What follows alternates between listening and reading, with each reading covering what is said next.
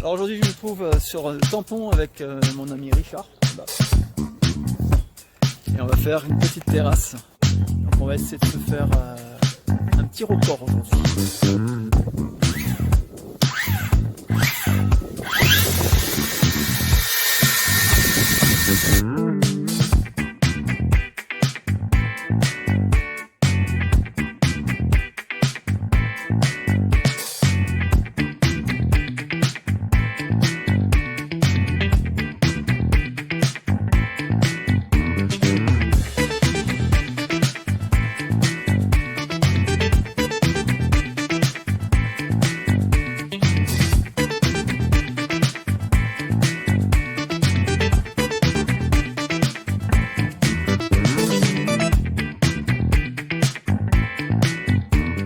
Je vais répondre à une question qu'on m'a posée sur Facebook ce matin. Donc merci à Fabrice Nas de m'avoir posé cette question. Pourquoi on a fait sur cette terrasse 2 niveaux de solives avant de poser les lambourdes? Donc la réponse est assez simple en fait. Souvent sur ce style de terrasse, collé à la maison comme ça, ce sont des espaces à vivre et la plupart du temps ce sont des rectangles. C'est-à-dire qu'en fait la terrasse va se poursuivre le long de la maison et on aura une profondeur d'à peu près 3 mètres, 4 mètres, 5 mètres, ça dépend. Donc ce qui se passe, c'est que les longueurs des lames disponibles, ça va dépendre des essences aussi, mais la plupart du temps, on n'a pas des grandes longueurs. Donc si par exemple, on a un rectangle qui fait, je dirais, allez, comme celle-ci, 7 mètres par 4 mètres, c'est plus facile de trouver des lames de 4 mètres que des lames de 7 mètres qui n'existent pas en passant. Souvent, nos lames sont perpendiculaires à la maison, c'est à cause de ça. Quand on aboute les lames comme ça, donc déjà c'est un point de faiblesse, c'est-à-dire que l'eau peut s'infiltrer par cet interstice. Esthétiquement c'est moins joli et aussi à la pose on prend beaucoup plus de temps. Donc nous on préfère perdre un peu plus de temps je dirais pour la mise en place de la charpente en dessous, des solives et des lambourdes. On gagne plus de temps en fait sur le plâtelage. Donc c'est l'une des raisons pour laquelle on fait ça. Donc comme les solives la plupart du temps sont dans le même sens que les lames, surtout la solive du milieu là, celle-ci là.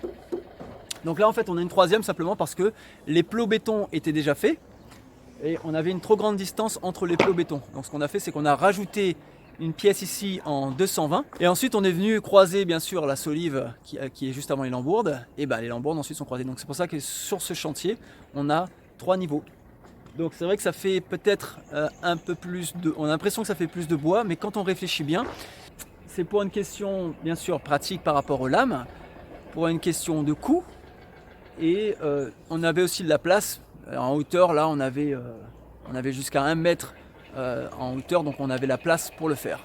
Donc parfois on ne peut pas le faire, c'est peut-être pas la meilleure méthode, donc nous c'est la nôtre, mais du coup si vous avez la place de le faire, en calculant le rapport prix, le rapport temps et l'esthétique, vous verrez que cette option elle est pas mal du tout.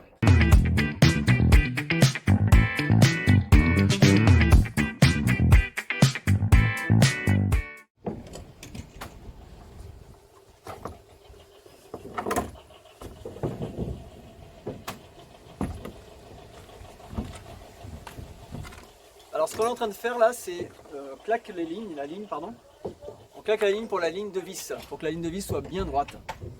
Alors ce qu'il y a, c'est qu'avant on utilisait un bleu qu'on utilise en général en bâtiment, sauf que le bleu ça marque beaucoup le bois.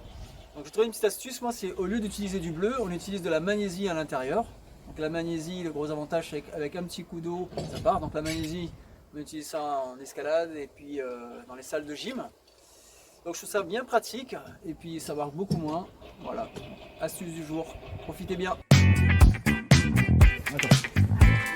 Si mesdames et messieurs vous allez assister à quelque chose d'extraordinaire que vous n'avez jamais vu. Prêt ?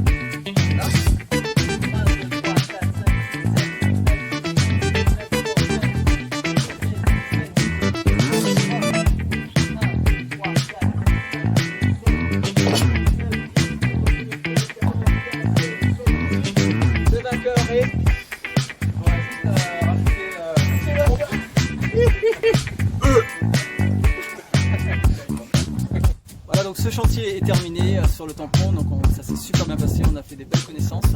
Et puis je voulais vous montrer ça, le R de Renova. Donc ça c'est Emmanuel, chez qui on a fait la terrasse, qu'on vient de rencontrer tout juste, et qui sort 10 minutes et revient avec ça. Donc elle prend mon gilet, et puis le super R de Renova. Donc on est vraiment